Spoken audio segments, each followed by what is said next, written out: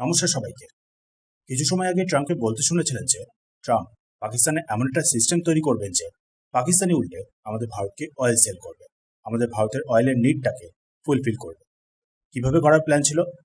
প্ল্যানটা ছিল ট্রাম্প বা ইউএস মিলে পাকিস্তানে ইনভেস্ট করবে, পাকিস্তানের অয়েলের সেক্টরটাতে ইনভেস্ট করবে, যার মাধ্যমে পাকিস্তানে অয়েলের এক্সট্রাকশন করা হবে, দিয়ে সেটাকে হয় সেখানেই রিফাইন করা হবে, আর না হলে আমাদের ভারতকে এক্সপোর্ট করে দেওয়া হবে।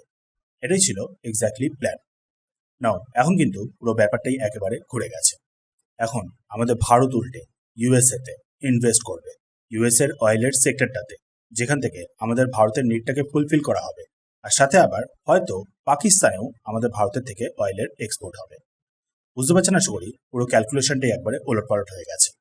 ট্রাম্প বলেছিলেন একরকম, পাকিস্তান চেষ্টা করছিল একরকম, সেখানে এখন পুরো জিনিসটাই উল্টে গেছে।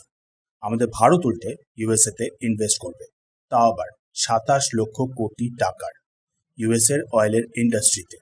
বদলে আমাদের ভারতের যে এনার্জির রিকোয়ারমেন্টটা সেটা পুরোপুরি ফুলফিল হবে। সাথে হয়তো সেই পাকিস্তানকেই আমাদের ভারত উল্টে রিফাইন্ড অয়েল এক্সপোর্ট করবে। অ্যাকচুয়ালি ট্রাম্প আজ একটা হিউজ অ্যানাউন্সমেন্ট করেছে। আমাদের ভারত, বা বেসিক্যালি বলতে পারেন আমাদের ভারতের যে রিলায়েন্স কোম্পানি রয়েছে, সব থেকে বড় প্রাইভেট কোম্পানি, সেই কোম্পানিটা ইউএসএতে $300 বিলিয়ন ইনভেস্টমেন্ট করবে। মানে হলো 27 লক্ষ কোটি টাকা। কিসের জন্য? অ্যাকচুয়ালি ইউএসএতে একটা নতুন অয়েল রিফাইনিং ফ্যাসিলিটি তৈরি করা হবে। 50 বছর পর এই প্রথম হবে যে ইউএসএতে একটা মেজর অয়েল রিফাইনিং ফ্যাসিলিটি তৈরি হবে। লাস্ট টাইম 1976-77 দিকে ইউএসএতে লাস্ট অয়েল রিফাইনিং ফ্যাসিলিটি তৈরি হয়েছিল। নাও তারপর থেকে 50 বছর ধরে ইউএসএতে কোনো মেজর রিফাইনিং ফ্যাসিলিটি তৈরি হয়নি। নাও এখন সেই আমাদের ভারতের সাহায্যে ইউএসএতে নতুন একটা অয়েলের রিফাইনিং ফ্যাসিলিটি তৈরি হবে, তাও আবার সব থেকে বড়। ট্রাম্পের মতে আবার সব থেকে ক্লিন অয়েল রিফাইনিং ফ্যাসিলিটি। কোথায় তৈরি হবে এই ফ্যাসিলিটিটা? অ্যাকচুয়ালি ইউএসএতে সাউথ মোস্ট স্টেট টেক্সাস, সেখানে ব্রাউন্সভিল নামে একটা পোর্ট রয়েছে, গালফ অফ আমেরিকা বা গালফ অফ মেক্সিকোর দিকে, মেক্সিকো আর আমেরিকার একেবারেই বর্ডারে। সো সেইখানে ওয়ার্ল্ডের সব থেকে বড় অয়েলের রিফাইনিং ফ্যাসিলিটি তৈরি করছে আমাদের ভারত, বা বলতে পারেন আমাদের ভারতের সব থেকে বড় প্রাইভেট কোম্পানি রিলায়েন্স। অবভিয়াসলি দেখুন, এর ফলে আমেরিকাতে জবের অপরচুনিটি বাড়বে, সেই রিজনটার গ্রোথ হবে, আমেরিকার এক্সপোর্ট বাড়বে, অয়েলের এক্সপোর্ট, সাথে আমেরিকার ইকোনমিতেও একটা পজিটিভ ইম্প্যাক্ট পড়বে। কিন্তু কথাটা হচ্ছে, এর ফলে আমাদের ভারতের অ্যাকচুয়ালি কিভাবে লাভ হবে, বা আমাদের ভারতের সব থেকে বড় প্রাইভেট কোম্পানিটা রিলায়েন্স, তার কিভাবে লাভ হবে, তাই না? কোয়েশ্চেনটা তো এখানে অবশ্যই আসছে। $300 বিলিয়ন মানে 27 লক্ষ কোটি টাকা আমাদের ভারত বা আমাদের ভারতের সব থেকে বড় কোম্পানি রিলায়েন্স ইউএসএতে ইনভেস্ট করবে, তার বদলে আমাদের ভারত অ্যাকচুয়ালি কি পাবে, তাই না? কোয়েশ্চেনটা খুবই স্বাভাবিক। সো চলুন পুরো এই ডিলসটার ব্যাপারে ডিটেলসে জেনে নেওয়া যাক। অ্যাকচুয়ালি লক্ষ্য করবেন, ট্রাম্প এখানে ক্লিয়ারভাবে $300 বিলিয়ন ইনভেস্টমেন্টের কথা উল্লেখ করেছেন। বাট আপনি ভালো মতনই জানেন এটা কিন্তু ট্রাম্পের দ্বারা অ্যানাউন্সমেন্ট, যার অ্যানাউন্সমেন্টে কিন্তু বেশ অনেক কিছুই জল মেশানো থাকে, আর এক্ষেত্রেও কিন্তু সেটাই হয়েছে। অ্যাকচুয়ালি আমেরিকাতেই অয়েলের রিফাইনিংয়ের ফ্যাসিলিটিটাকে তৈরি করবে আমেরিকারই একটা domestic company, America first refining company, যাকে অ্যাকচুয়ালি হেল্প করবে আমাদের ভারতের সব থেকে বড় প্রাইভেট কোম্পানি রিলায়েন্স। ফেসিলিটিটাকে তৈরি করতে টোটাল কস্ট পড়বে প্রায় $3 থেকে $4 বিলিয়ন মতো, যেখানে একটা মেজর স্টেক থাকবে আমাদের এই প্রাইভেট রিলায়েন্স কোম্পানির। রিপোর্টস অনুযায়ী বলা হয়েছে যে 9 ফিগারের একটা ইনভেস্টমেন্ট আমাদের এই ভারতের এই রিলায়েন্সের তরফ থেকে করা হবে। 9টা ফিগারের ইনভেস্টমেন্ট মানে $100 মিলিয়ন থেকে $999 মিলিয়ন মধ্যে যে কোনো একটা নাম্বার, সেই নাম্বারে ইনভেস্টমেন্ট করবে আমাদের ভারতের এই রিলায়েন্স, এই অয়েলের রিফাইনিং ফেসিলিটিটাকে তৈরি করতে, কনস্ট্রাক্ট করতে। কি কাজ হবে এটার মাধ্যমে? এটাকে অ্যাকচুয়ালি তৈরি করা হচ্ছে আমেরিকাতে যে শেল অয়েল এক্সট্রাক্ট করা হয় সেই অয়েলকে রিফাইন করার জন্য। নাও শেল অয়েল মানে কি? শেল অয়েল মানে হলো অয়েলটা অ্যাকচুয়ালি সলিড ফর্মে পাওয়া যায় আমেরিকাতে, মাটির নিচে রক্স বা পাথরের লেয়ারের মাঝখানে সলিড অবস্থায় থাকে, যেটাকে হিট ইউজ করে লিকুইফাই করা হয়, দেন তারপরে গিয়ে এক্সট্রাক্ট করা হয়। এই অয়েলকেই বলা হয় শেল অয়েল। আমেরিকাতে এই শেল অয়েলই এক্সট্রাক্ট হয় বেশি পরিমাণে, আর সেই শেল অয়েলকে রিফাইন করা হবে আমেরিকাতে এই যে নতুন রিফাইনিং ফ্যাসিলিটিটা তৈরি হচ্ছে সেটাতে, যেখানে রিলায়েন্সের একটা মেজর স্টেক থাকবে। নাও এবার $300 বিলিয়ন অ্যাকচুয়াল গল্পটাতে আসা যাক। যেমনটা আমি বললাম, আমেরিকাতে শেল অয়েল এক্সট্রাক্ট করা হয়, সেই অয়েলকেই রিফাইন করা হবে নতুন এই অয়েলের রিফাইনিং ফেসিলিটিটাতে। 20 বছরের অফটেক এগ্রিমেন্ট হয়েছে ইউএস আর আমাদের ভারতের প্রাইভেট কোম্পানি রিলায়েন্সের মধ্যে। 1.2 বিলিয়ন ব্যারেল অয়েল হয় পারচেস করবে আর না হলে প্রসেস করবে আমাদের ভারতের রিলায়েন্স। হয় আমেরিকা সেই নতুন তৈরি হওয়া অয়েলের রিফাইনিং ফেসিলিটিটাতে, আর না হলে আমাদের ভারতের জামনগর রিফাইনিং ফেসিলিটিতে। 1.2 বিলিয়ন ব্যারেল অয়েল, যার প্রাইসটা অ্যাকচুয়ালি হলো $125 বিলিয়ন।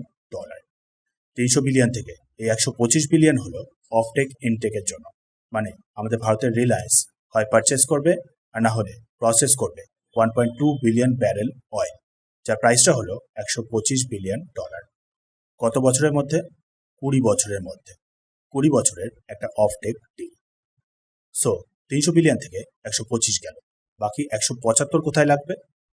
বাকি $175 বিলিয়ন হলো রিফাইন্ড পেট্রোলিয়াম প্রোডাক্টস বাই করার জন্য ইউজ হবে।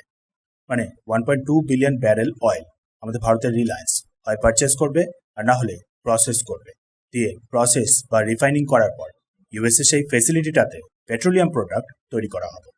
যেমন gasoline, diesel, petrol, jet fuel ইত্যাদি যত ধরনের পেট্রোলিয়াম প্রোডাক্ট হয় সেই সবকটাকে ইউএসএ শেল অয়েলকে রিফাইন করে তৈরি করা হবে। যে পেট্রোলিয়াম প্রোডাক্টগুলো টোটাল ভলিউমটা হবে 50 বিলিয়ন গ্যালন, যেটার প্রাইসটা কনভার্ট করলে অ্যাকচুয়ালি হবে $175 বিলিয়ন। আশা করি বুঝতে পারলেন এবার এই $300 বিলিয়ন ইনভেস্টমেন্টের আসল গল্পটা। রিলায়েন্স আমেরিকার ডোমেস্টিক একটা কোম্পানিকে হেল্প করবে ইনফ্রাস্ট্রাকচার তৈরি করার জন্য, দেন তারপর ইউএসএ শেল অয়েলকে পারচেস করবে সেই রিফাইনিং ফেসিলিটির জন্য, সাথে আবার আমাদের ভারতের জন্য। তার সাথে আবার রিফাইনিং যে প্রোডাক্টগুলো উৎপন্ন হবে সেই ফেসিলিটিতে, সেখান থেকে আবার $175 বিলিয়ন প্রোডাক্ট রিলায়েন্স বাই করবে, যেগুলোকে আবার হয় আমাদের ভারতেই নিয়ে আসবে আর না হলে ওয়ার্ল্ডের পুরো এই মার্কেটে এক্সপোর্ট করবে, দিয়ে রিলায়েন্সেরও লাভ হবে।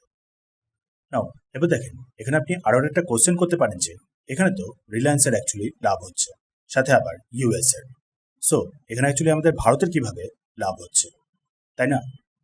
ওয়েল, আমাদের ভারতের এখানে অ্যাকচুয়ালি লাভটা হলো দুরকম। প্রথমটা হলো জিও পলিটিক্যাল লাভ, আর দ্বিতীয়টা হলো নিজেদের ডোমেস্টিক এনার্জির নিডটাকে, সাপ্লাইটাকে বেশ অনেকটাই সিকিউর করে ফেলা। রিসেন্টলি দেখেছেন ইউএস ভেনেজুয়েলার অয়েলের ওপরেও কন্ট্রোল নিয়ে নিয়েছে, সাথে আবার ইরানের অয়েলের ওপরেও কন্ট্রোল নেওয়ার চেষ্টা চলছে। এই দুটো দেশের অয়েলের সাপ্লাইটাকেই পুরোপুরি বলতে গেলে আর কিছু সময় পরেই ইউএসই অ্যাকচুয়ালি কন্ট্রোল করবে। আমাদের ভারতের রিলায়েন্স ইউএসএতেই ইনভেস্টমেন্ট করায় এই সাপ্লাইটাই অ্যাকচুয়ালি বজায় থাকবে। ভেনেজুয়েলার অয়েলের ওপর থেকে স্যাংশন উঠিয়ে নেওয়া হয়েছে, আর সাথে আবার ইরানের অয়েলের ওপর থেকেও আর কিছু সময় পরেই স্যাংশনটা কিন্তু উঠিয়ে নেওয়া হবে, যার ফলে আমাদের ভারতে ইরান থেকে ডাইরেক্ট অয়েলের সাপ্লাইটা বজায় থাকবে, আর সাথে আবার ভেনেজুয়েলার অয়েলকেও ইউএসএতেই রিফাইন করে সেই রিফাইন্ড অয়েলটা আবার আমাদের ভারতেই আসবে। তার উপর যেহেতু আমাদের ভারতের তরফ থেকে ডাইরেক্ট ইনভেস্টমেন্ট যাচ্ছে ইউএসএরই অয়েলের সেক্টরটাতে, তাই ইউএস কিন্তু আমাদের ভারত যে রাশিয়া থেকে অয়েলের ইম্পোর্ট করছে সেটাকেও ইগনোর করা শুরু করে দেবে, বা অলরেডি বলতে পারেন ইগনোর করা শুরু করে দিয়েছে। মানে বলতে পারেন একটা জিও পলিটিক্যাল চেস বোর্ডের খেলা। আমাদের ভারত ইনভেস্ট করছে ইউএস এর এনার্জি সেক্টরে, ফলে ইউএস থেকে আমাদের এনার্জির ইম্পোর্টটা বজায় থাকবে, আমাদের এনার্জি সাপ্লাইয়ের একটা সোর্স বজায় থাকবে, আর সাথে আবার ইউএসও কিন্তু রাশিয়ান অয়েলের ইম্পোর্টের ব্যাপারটাকেও ইগনোর করতে বাধ্য হবে, কারণ রাশিয়ান অয়েলটাকেও কিন্তু মেজরলি ইম্পোর্ট করে আমাদের ভারতের এই রিলায়েন্স কোম্পানি। আর তার সাথে আবার এই একটা জিনিসের মাধ্যমে অনেকটাই বলতে গেলে কনফার্ম হয়ে গেল যে আমাদের ভারতে এরপর থেকে রিজিম চেঞ্জ করার চেষ্টাটা অ্যাকচুয়ালি কমে যাবে, ঠিক যে জিনিসটা বিগত বেশ কিছু সময় ধরে চলছিল, ঠিক যেরকমটা ভেনেজুয়েলাতে হয়েছে, দিয়ে তারপর বর্তমানে ইরানে করার চেষ্টা হচ্ছে, ঠিক সেরকমটাই বিগত বেশ কিছু সময় ধরে আমাদের ভারতেও কিন্তু চেষ্টা চলছিল। নাও এখন এই নতুন ডেভেলপমেন্টের পর আশা করা যাচ্ছে যে এই রিজিম চেঞ্জের চেষ্টাটা এবার বেশ অনেকটাই কমে যাবে।